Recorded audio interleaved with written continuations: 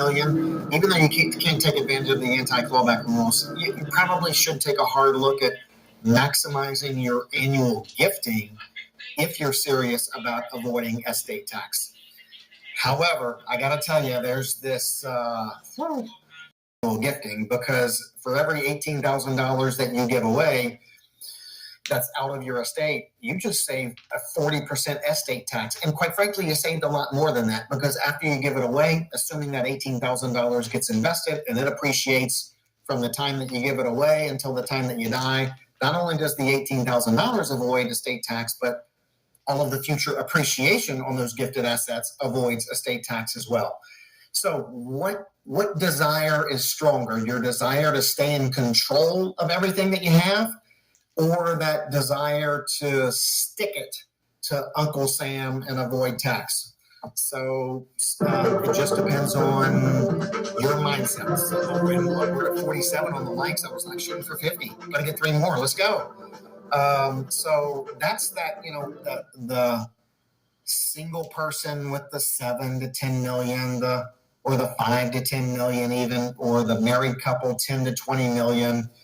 You don't have enough to take advantage of the anti-clawback rules, but you've got to really look at whether you have enough to do this annual gifting. And look, once you start an annual gifting program, you can stop it at any time. You can make those decisions every year whether you gift. But the earlier you start, especially if you start while you're married and both spouses can do the gifting, you can shift a pretty significant sum outside of the estate and avoid that 40% tax, and avoid the 40% tax on the appreciation of those assets after they've been given away. All right, so that's the medium estates. Now let's move to the large.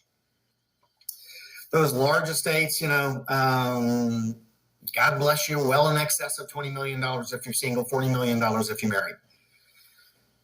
Now we're really narrow.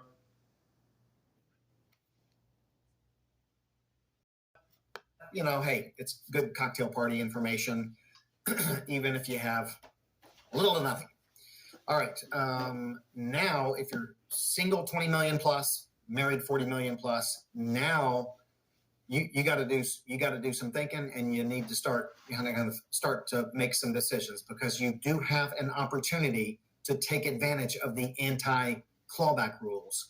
The $20 million single person has to look, again, what's that control versus avoiding taxes battle that's going on in your mind. But if you look at just pure math, the $20 million person can give away $13.61 million this year, while their exemption is so large. If they people as you want to, or you gift assets in excess of that and use some of your exemption, you've got to factor in this. The downside of gifting is the step up in basis is gone. So gifting is a carryover basis. What's the best kind of gift? Probably cash, if you have it. So you gift cash. There's as opposed to gifting that appreciated Microsoft stock. So there is an analysis of what are the best assets to gift if there's going to be gifting. So, but I got to tell you, other than the annual exclusion gifts, which can be a no-brainer from a pure math standpoint, again, they're not a no-brainer from I'm going to lose control of those assets after I give them away standpoint. But if the decision is to whether to keep an asset in your estate and have it taxed at 40% estate tax when you die, the better decision may be to gift the asset. And even if you're using some of your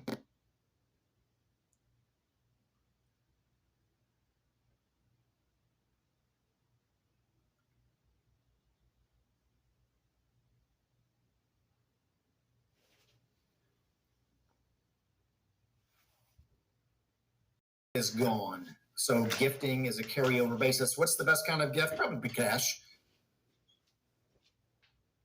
if you have it. So you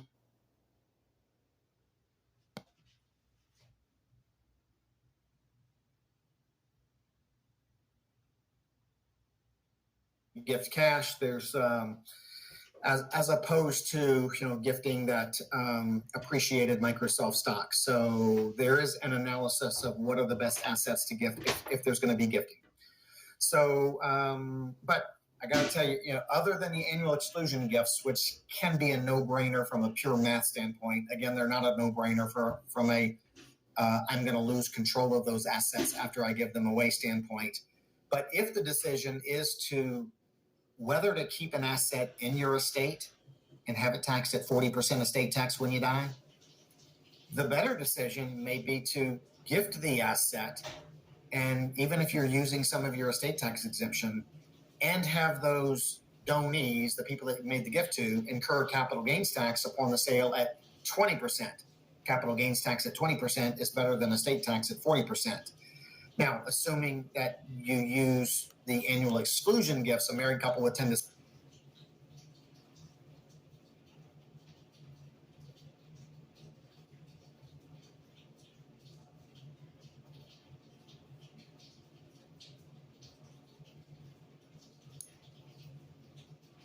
descendants can gift $360,000 annually without even using any of the exemption amounts. So for the wealthy folks, the annual exclusion stuff is a no-brainer. All right, so let me give you a quick summary.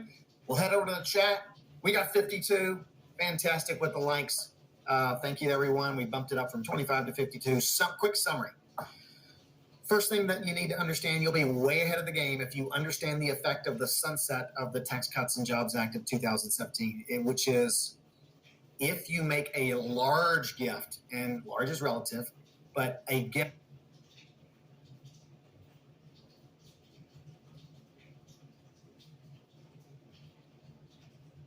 At George C. Creel Jr. PC trial lawyers, DUI and injury attorneys,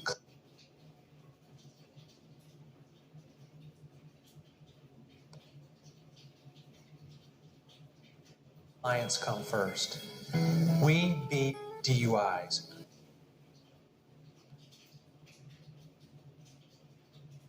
Winning hundreds of not guilty verdicts and securing millions of dollars settlements and judgments for the wrongfully injured. We're more than DUI lawyers. We're DUI problem solvers. Harder working, uncompromising, and more efficient than other lawyers, we leverage technology to win. Got a DUI or an injury? Get the real deal. Hundreds of juries and 5-star client reviews can't be wrong. Call us today. We're here to help you.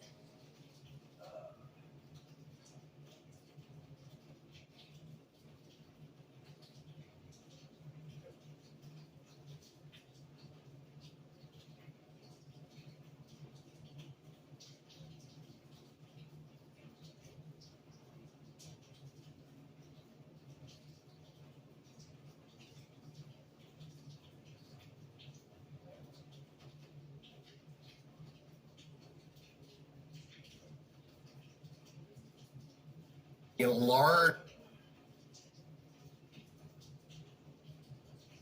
gift, and a large gift, and large is relative, but a gift, let's call it in excess or well in excess of $7 million, up to maybe $13.61 million or whatever the exemption will be next year, then you can take advantage of the anti-clawback rules and use your exemption while it's so high. That doesn't apply to everyone because most people kind of can't financially swing it to be able to do it. Either they don't have that much, or they have a little bit more than that and they're not comfortable giving that much. Now, if you do make a smaller gift this year, 1 million, 3 million, 5 million, you're not really taking advantage of the anti-clawback rules. You're just simply using part of that $7 million exemption that you'll have when you die in 2026 or later. And so, if you too many people are thinking I'm going to give $3 million away now while my exemption is 13.1 million, then I'll have another 7 million in 2026 and beyond. That's just false. Give away $3 million now, you die in 2026, there's only another $4 million that you can give away estate tax free. So be aware the smaller gifts, you're just using part of your $7 million exemption. All right. Another kind of rule to live by, and it's really an impossible rule, but if you know your estate will not be subject to estate tax, keep the assets in your estate to take advantage of the step up in basis. Now, I realize there are some people out there, not many. I mean, I can go, and again, I've had thousands of conversations, but I've had a few who say, Paul, I want to go ahead and do some gifting to my children because I'm not even so much